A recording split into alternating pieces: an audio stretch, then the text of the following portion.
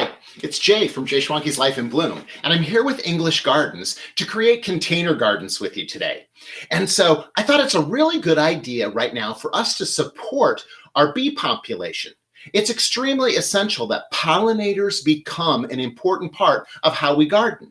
And that can translate even to our container gardens. I know some of us all don't have a garden that we can garden in, but we may have a container garden on our front porch or maybe even on our deck. And I love having a container garden that's dedicated to the pollinators. They come all summer long and they're visiting this, and I'm helping the pollinator population. We have a show in season 3 of Jay Schwanke's Life in Bloom called Pollinators in Bloom. And it talks about what we can do to help our pollinator population and flowers and plants that you can plant to increase those pollinators in your garden. It's a fun thing for us to watch. So I thought this was a beautiful container. It's one of the Chelsea Gardner containers from our friends at English Gardens. I love the fact that it is kind of a smoky teal color. Obviously, it's pottery. It's got a hole in the bottom. Okay, that's really important. We don't want a sealed container because we want to be able to water thoroughly and let that water expel out the bottom. So let's talk about drainage first. Drainage is super important. So we can have rocks in the bottom of our container. I'm going to put in about this much of rocks and stones. These are actually perfect for this. I'm positioning one of the bigger ones over the top of that hole. And I think I need just a few more.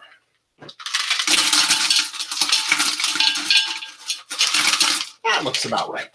This is Spanish tile. You can use any type of rocks. Lava rocks are super helpful because what happens then is we don't have a lot of weight in our container, so that's important. Next, we have soil. So now we're at about that level down inside there, okay? Here, I'm rattling around in there. I love that. Okay, so we are going to add, I have our regular, the Proven Winners Premium Garden Planting Soil, okay, that I got from our friends at English Gardens. I was in the store the other day. It's just so amazing. I mean, it's just so beautiful. There's so many things to choose from. And I love, just being able to wander around in a garden center and look at the different things that are there, look at the different things that are available to us. And I had so much beautiful stuff to choose from. It was so great. So what I'm going to do is I'm going to cover my soil, cover my stones inside there with my soil, okay? So I want to make sure that we get that covered up so that we don't have roots sitting on soil. We want roots sitting on dirt. And then I'm going to add a little bit of our organic fertilizer. I think that that's just a great opportunity for us to shake a little bit of that in there. It's time released, it's long lasting. That's going to be helpful to everybody. And it's going to be down inside there. So as we're watering, going through the summer, things are getting longer. We've got that. Now, one of the things I think about is when we have a pollinator, I've chosen colors for this. And I'm going to go with a complementary color, but then I'm going to mix it up at the end by adding a split complement in.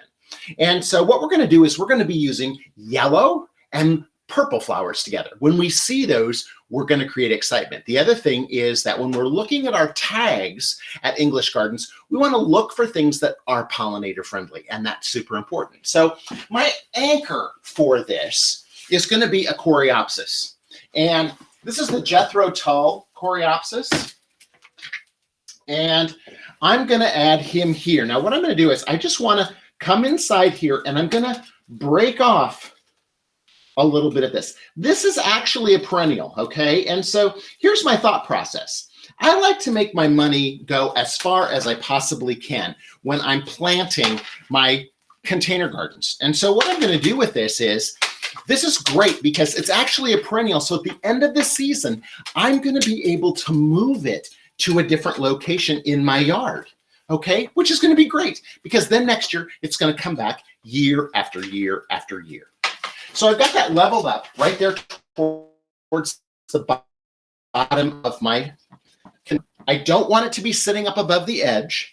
You'll notice today that I'm working on a turntable, and I think that that's great because it allows you to kind of see what we're doing. And what I'm going to do is I'm going to snug this Jethro Tull coreopsis, great little pollinator benefactor right here, up against one side. So then I'm going to create things on the other side. So my container garden is going to be asymmetrical. It's going to be larger on this side, and it's going to have smaller things on the other side.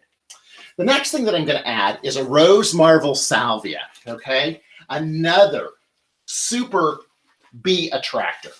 And so we're just going to pop it out of our container there. And look at that great color. Isn't that amazing? And again, what I want to do is I'm going to break up this root ball at the bottom, because if I do that, it's going to instigate more root growth for the rest of the season. And again, I'm just going to snug him in right here next to that. Now, what you can see is I've got a little spot right there for something special, okay?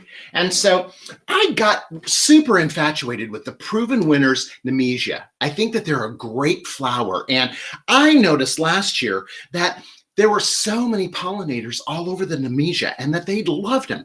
Butterflies, bees, moths, all sorts of fun stuff.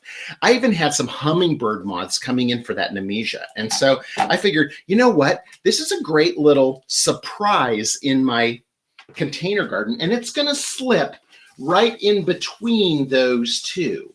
So I'm just going to tuck it down right inside there. And look at how that sits inside there. Isn't that great? Because I've got that contrast of that purple and that yellow together.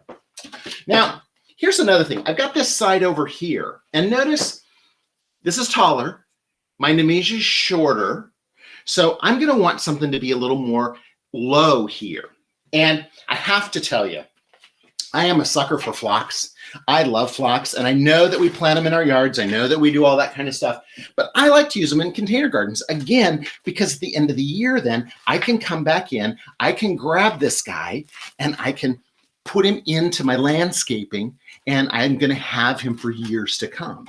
So I'm just going to grab a little bit of soil, my Proven Winners premium potting soil, and I'm just going to make sure I got plenty down inside there, okay? And then we are going to put this phlox right on top of that. Now, one of the things I like, and I think you'll notice this and you'll find this out about me, we'll talk about it, is that I like to make sure that my pots look great immediately. I travel a lot, and so I want to make sure that those pots are really looking great right away, so that when I'm having guests, somebody's coming over, somebody's looking at the yard, I'm looking at the yard, because the first person I want to please is myself.